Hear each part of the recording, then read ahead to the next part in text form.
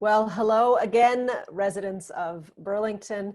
Welcome to Burlington Matters. I'm Burlington Mayor Marianne Mead Ward, and I have another stellar panel for you for the holiday season as we head into the beginning of December. So I hope you are all getting your shopping list done locally and online, but we're going to talk about all the ways that you can also spread the love and the cheer to others in our community.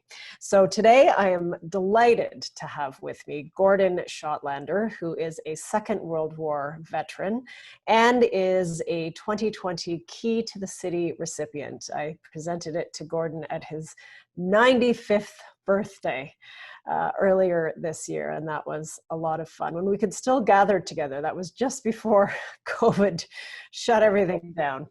And I also have Bob Ankrett joining, who is the City Liaison and Museum Curator for the Royal Canadian Legion Branch 60, and he's going to talk to us about some special holiday fundraising plans that we have for this year. So let's get right to that. I'm going to turn it over to you, Bob. We are working very closely together, the Legion and my office, on our Warm Hearts and Holiday Wishes 2020 fundraiser. Talk to us a little bit about what that's all about. Thank you. Basically, what we have in Burlington, I think, is, before I go into that specifically, is a wonderful community, a very giving community that, if we have time later, I'll get into, not just in this area that we're about to speak about, but many others. As far as the program that the mayor and I are involved in with the city and Legion members is providing gifts from the community to veterans that reside in nursing homes, long-term care, and retirement homes.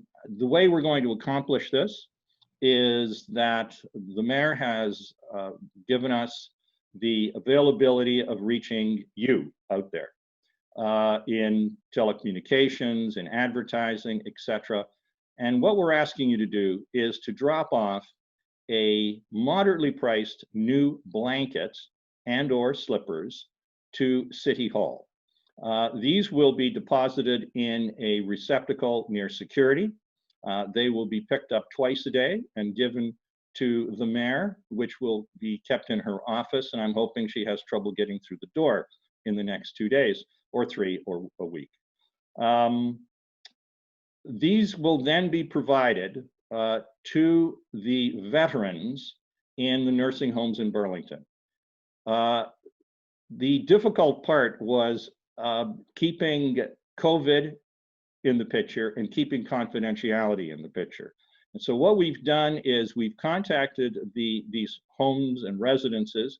We have the first name and the last initial of the individuals. These will be picked up from, as I like to call them, the City Hall elves and Legion elves. And just before Christmas, the items that were donated by you in the community will be given to these people with a very nice thank you card. So what we're asking is, if you have a little Christmas card that you'd like to put on, thanks for your service, or any comments at all, that will then be provided to that individual for Christmas. I think it's very well received. All of the administrative staff that I've spoken to are very enthusiastic and thankful for this kindness. As you could imagine, COVID has targeted this area quite harshly across Canada, if not the world. And I think they're looking for some good news in it, and this is it. Basically, you're it, providing these gifts. I think that's about covers it. Marianne? And the campaign has started. Tell our audience how long they have to drop this off. When does it end for collection and distribution? Well, you can start right now, actually. And the distribution will go, I'm sorry, I'm thinking that it's the 19th, but do you have a date there? I'll go with you on the 19th. But you know what? Let's say the 14th. You won Jeopardy on that one. Is if you can't make it there and you can't make it to City Hall, we'll pick it up. Now, I hesitate to put my phone number up there, but I'm sure if you get a hold of the mayor's office, we can arrange for people to come to your home and pick that up if you can't make it downtown. And if you look out the window today, you'll notice there's a lot of snow. So if you're concerned about that, we'll do it. It is looking a lot like Christmas out there. Yes, today. it is. And Did you order this just because of this event? Well, I did, actually, I do. It's a little known fact that mayors can control the weather, so there you go. I'm just is kidding. perfect.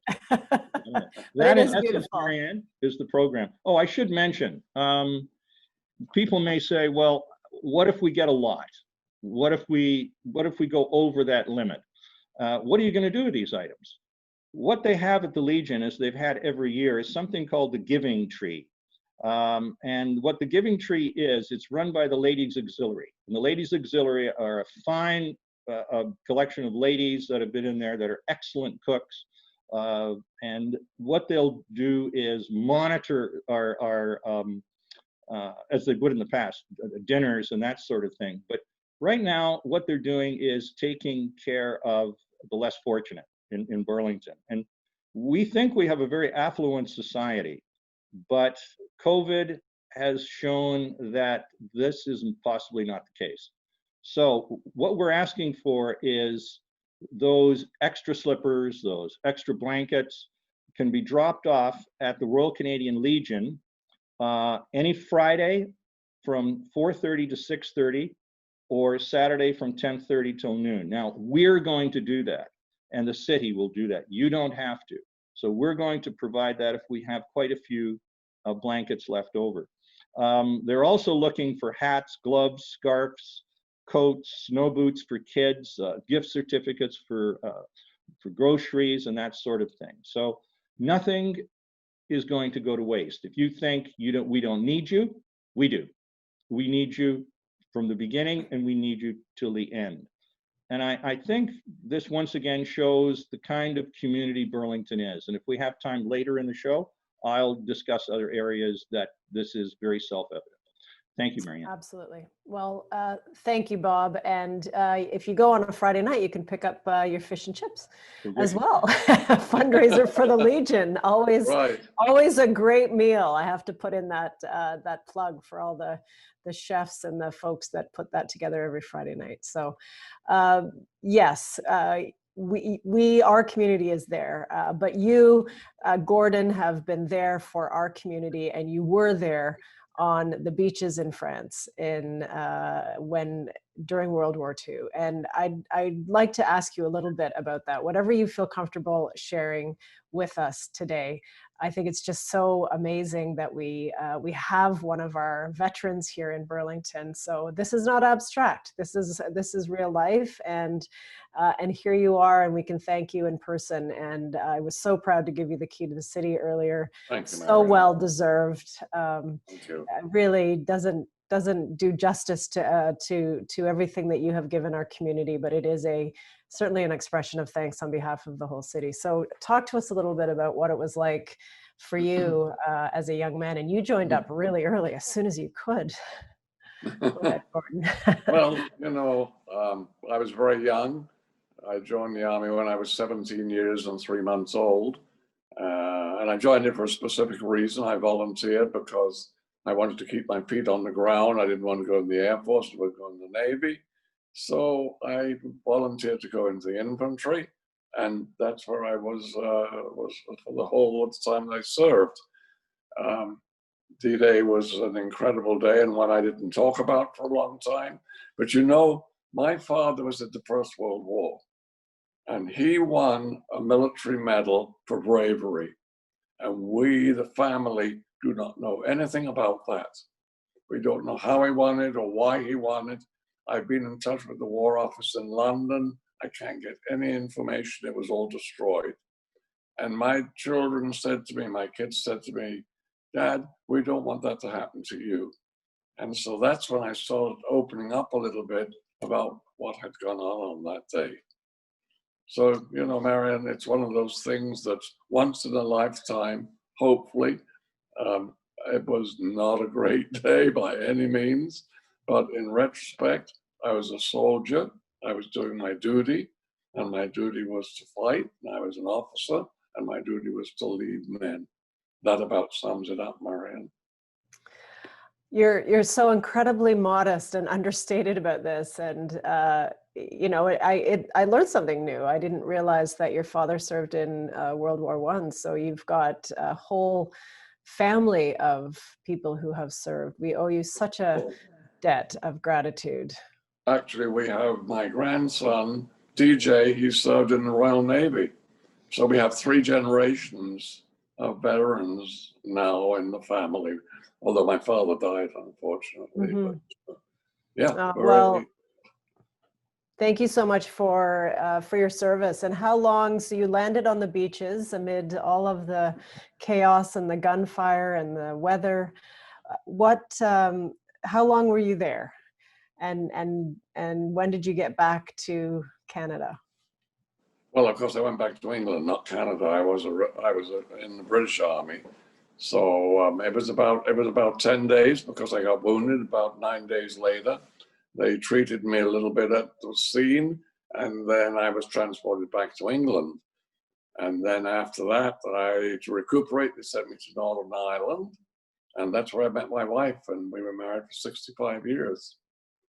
So that was That's incredible. So she was serving as well. Is that as a nurse? No. So how did you tell us how you met your wife and how you made it to Canada, and then of course Burlington, the #1 city in Canada? Well, I met her at a party actually, and from the day we met in 1945 until we got married a year and a bit later, we were never separated. Her father was a colonel, and I was a young second lieutenant. So, you know, he was quite the officer to me and my boss, sort of thing. And here I was marrying the colonel's daughter. So it was kind of fun. No pressure there at all. No pressure. That's right. That's right.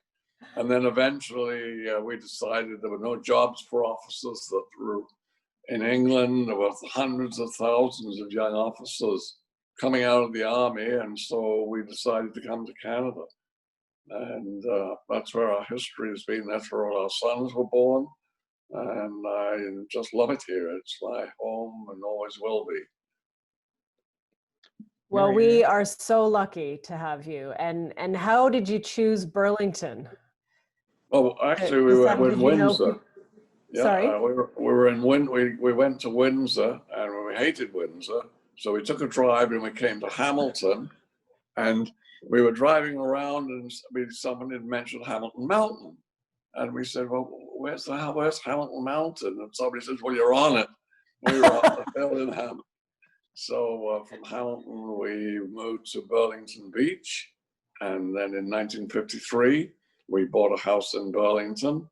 And we've been here ever since, 67 years, I guess, if my math is right. That's amazing. Well, you and your wife have a few years on my husband and I. We just celebrated 27. So we've got some years to catch up to you. And you have how many kids, grandkids, great-grandkids now? You have quite a legacy. I have 4 sons. You met them all last year.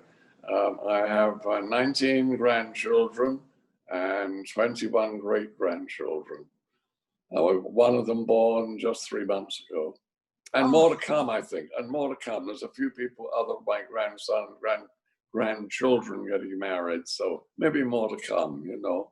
It's great. That is incredible. Well, you know, you think about what you've seen in your lifetime. You've seen unprecedented strife and violence and world conflict, and now we have the year of 2020, an unprecedented global pandemic, a different kind of battle, but one that takes lives nevertheless. And as Bob mentioned earlier, some of our most vulnerable people are our veterans who are in our long-term care homes. So really so delighted that you are healthy and safe, Gordon, and really pleased to participate in the work this year to thank you and everyone for your service. Thank you, Marion. And I would urge everybody in Burlington to help the veterans. Those people in the nursing home, those poor souls, they can't see their family. It's very difficult for them indeed, I'm sure. And your support is really, really needed, and thank you. Thank you, Marion, for all your kind words. Well, thank you, Gordon. Bob, back to you. Let's talk about all of the additional work that the Legion does. And I know we've all been impacted by COVID. The Poppy campaign was always a big one for fundraising, and I know you contribute a lot to the community. Talk to us about how things have changed for you and how the Legion has adapted to these unprecedented times to keep going and continuing to do all the great work that you do. Wow. First of all, before I do that, for Gordon, I'd like to mention Gordon was with a British Berkshire Regiment, and he landed on the left flank of the Canadians on D-Day. Where he was wounded was a place called Caen, which was a battle that lasted weeks and weeks and weeks, and was a very bloody battle for the Canadians, and he was one of the ones there. He's he won't talk about this because he's a proud man, I think, but he's doesn't like to talk about himself. So I'm going to do that. I think what people forget when we talk about veterans is these are the people, men and women, who built our country. These are the guys who came back after a war, and you have the ability to vote and go to school, and worship, and do all of the things that we take for granted because of these guys. Not because they won a war, that's true, but because of what they built, the things they learned. And Gordon said once to me that you can't train a leader, they're born. And if you look at his age group, when he went in, he was 17. He went in as a private. He came out as an officer after so many years. So his story is like many of the people in those nursing homes. They built Canada for us. They won a war, but they built this country. And I just want to make sure the listeners out there are aware of this. Now, back to the Legion. Well, very well said. Thank you so much for that, Bob. Yeah. And thank you again, Gordon, to everybody Thank you. and your entire generation. So the Legion, Legion, which, yeah, what's that? The Legion had to do it. What I do. The Legion itself, yeah, we had large events. We had weddings. We had the celebration of life. We had many events where dinners and dances and all those sort of things took place. Large announcements. I mean, the Royal Canadian Legion is a self-fund generating entity. We have received no funding during COVID from the provincial or federal governments. No matter what people read in the papers, we personally have not received anything. Then people think about, well, Remembrance Day, boy, I bet that went well for you. It goes well for us every year, but not a dime of that money goes to put the lights on, put the water, pay the taxes. All those bills you get from day to day, either electronically or in your mailbox, we do as well, only they're much higher. So we have no funds coming in. The Poppy Fund money, excuse me, goes back into the community, into hospitals, hospices, cadets, veterans that need medical care, paying first month's rent on a place that a fellow or a lady can't afford, and I could go on and on and on. But I just want to make sure the listeners out there are aware that when you buy a Poppy, you're support the community. The Legion is merely the facilitator and the guardianship of that purpose. We do not use that money in any way, shape, or form. Now, the Legion, having said that, funds have been completely taken away. The only thing we had left, as you mentioned, was that fish and chip night. And how we did that, and I was talking earlier about this, it was the perfect storm for us. We had a freezer with about $3,500 to $4,000 worth of food in it. The freezer malfunctioned. It blew hot air in. Well, need I say more? Other than the terrible smell, it was garbage. We had no money. We had no resources. We had bills coming in, and we had nothing in the larder, as they say, to make any money. So what did we do? We did what any other person would have done, I'm sure. We put on a show. We had people, we had a Vegas night where we had donations come in. We had, fortunately, members of the Legion who were professional entertainers Frank Sinatra, Dean Martin, Ray Charles with backup singers. We filmed it all. We put it out there, and approximately $3,500 to $4,000 came in. We went out, we bought fish, frozen, we bought chips, frozen.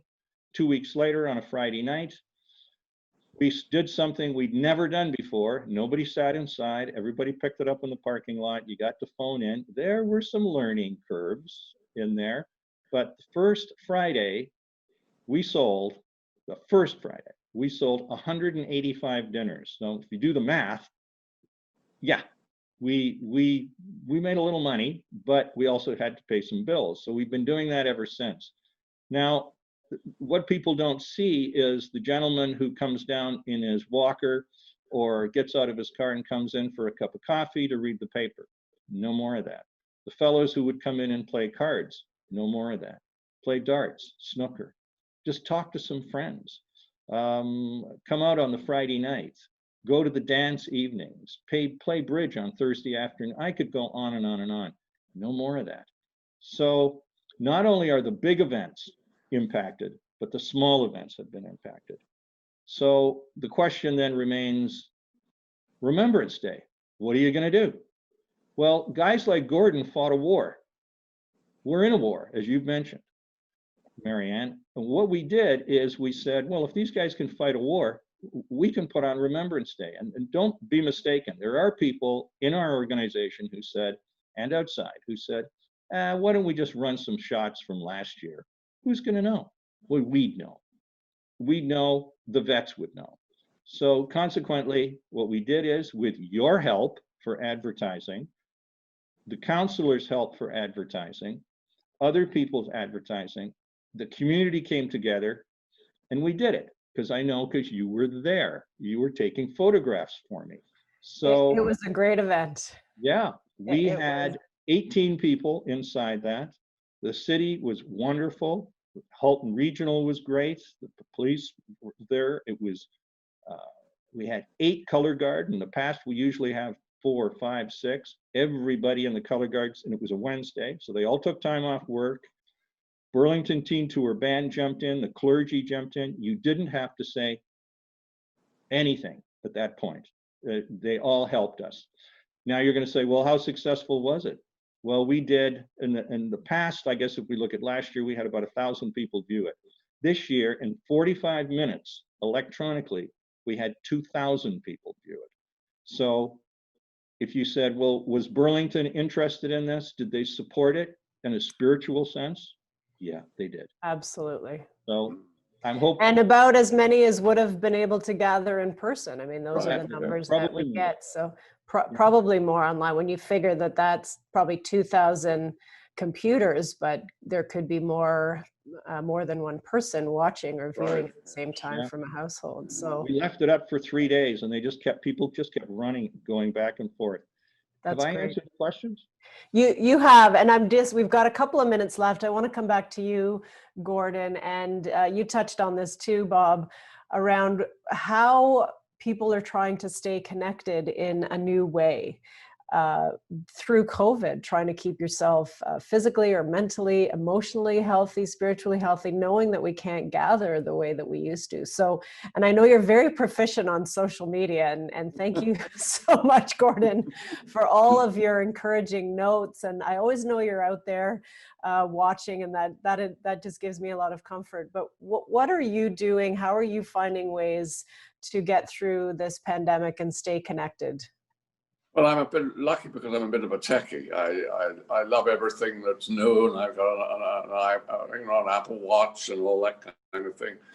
Really, what I'm doing is just using Facebook a lot, texting a lot, and that kind of thing. But the thing is, I feel sorry for those people, not only veterans, but all seniors who have no computer, can't operate a computer. I think those people are really isolated. I'm very lucky. I have a big family. They're wonderful. They keep in touch with me. I have great friends who keep in touch with me, but these people don't. A lot of people don't. And I think we really have to think of them in the city. People who are literally and honestly alone because they don't have the ability to do those things that I can do. and other people who are proficient on the computer can do. I know lots of people who, when I was going to church, wouldn't have a computer. They didn't want one. And those people are really alone. I'm not. Well, we're certainly glad to hear that, and there are the city is trying to adapt and find new ways to connect with people. So they have a telepals program. All you need is a phone. I've been one of their guest speakers. We do our telephone town hall, of course. We're having a new one in the new year. That's gotten thousands of people. So again, there's, you know, I'm a silver lining person. There's the tools that we're using now actually give us an opportunity to reach more people than we would at an in-person gathering. That's terrific. So, that's really great. That's really great. Yes. well, we're just about out of time, and I really just want to thank both of you, Bob Ankrett from the Royal Canadian Legion, and my partner on our warm hearts and holiday warm hearts and holiday wishes for our veterans. A huge and special thanks and debt of gratitude to you, Gordon Schottlander, our veteran here in the city of Burlington, who fought for so many of the things we enjoy. Thank Merry you Christmas. Merry Christmas. I hope you both have a wonderful and restful holiday season. Stay healthy. And 2021 is going to be better. We already know that. It is, for sure. I will see you in 2021, if not before. Thank you to the residents of Burlington for tuning in. This is another episode of Burlington Matters. Signing off, I am Burlington Mayor Mary Ann Mead Ward. Take care.